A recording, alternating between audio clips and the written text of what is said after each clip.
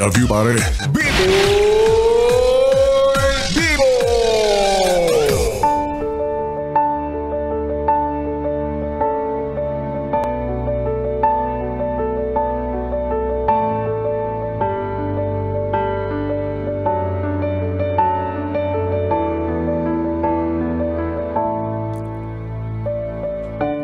Gandang gabi!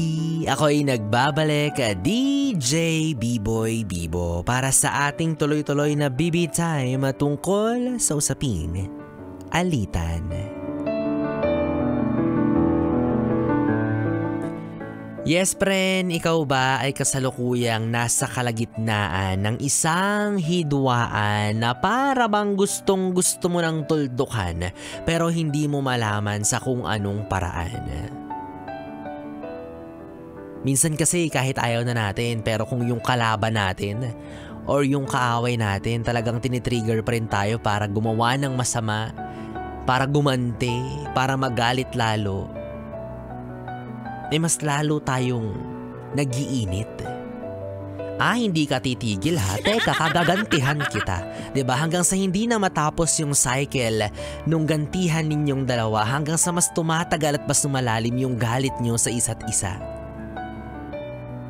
Pero aminin mo, alam mo dyan sa kaibuturan ng puso mo na nakakapagod. Ang hirap, ang bigat-bigat ng may iniintindi kang kaaway mo. Yung para bang gusto mo lang naman ang mabuhay sa mundo ng mapayapa, pero tila ba may mga taong nagpapaliit ng mundo mo?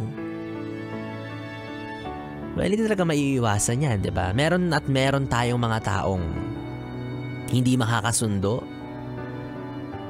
magiging kasalungat ng ating mga paniniwala at prinsipyo sa buhay. Pero may paraan naman para hindi kayong magkagulo at mag-away. I think kailangan nyo lang yung mas malalim na pangunawa. Mas maayos na komunikasyon. Kasi sobrang hirap yung para bang bawat kibot mo, bawat galaw mo, feeling mo may nakabantay sa'yo. Yung nag-aabang na lumagapak ka, tapos hahalakhak siya. Diba? Ang hirap nung gano'n. Na para bang kapag nagkamali ka sa buhay mo, sa gilid, meron at merong matatawa. Papalakpakan ka kasi nagkamali ka. Wala kang makukuhang suporta. Yung tipong kapag nasa rurok ka ng mga problema, imbes na pakiramdam mo ay lahat ay makakaramay mo para tulungan ka, merong mga tao sa paligid mo na nagsasaya. Kasi marami kang problemang iniinda. Yung bawat kibot mo bantay sarado kasi ayaw mong mapahiya sa kanila. Ayaw mong makagawa ng pagkakamali na maaaring gamitin laban sa'yo.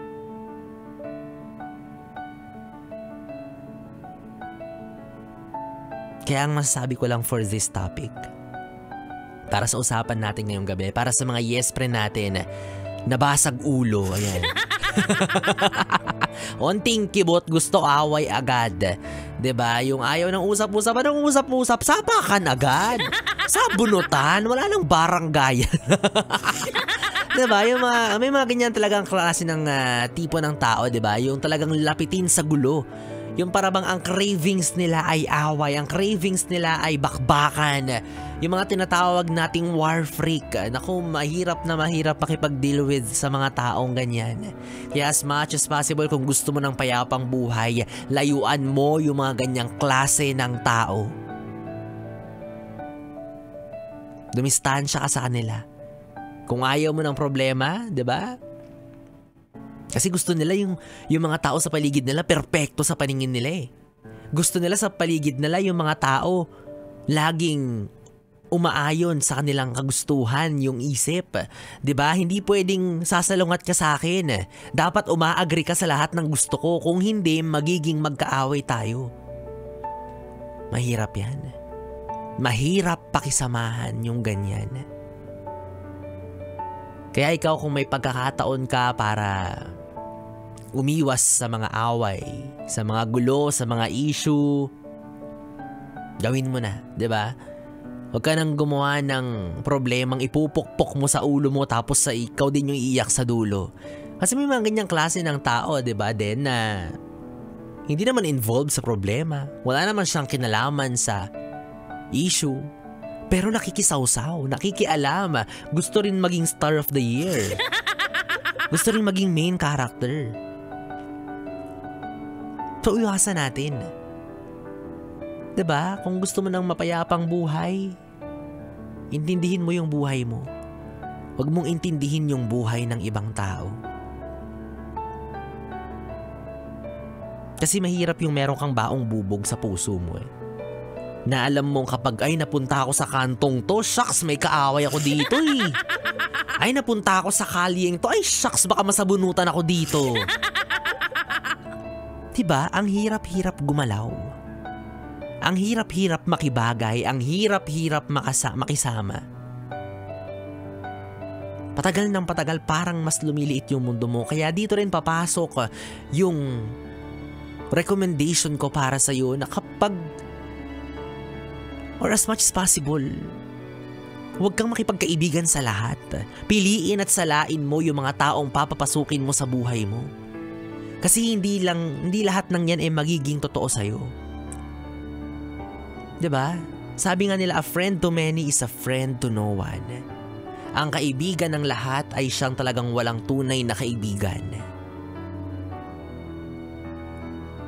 Mas onti yung tao sa buhay mo, mas less yung gulo. Promise.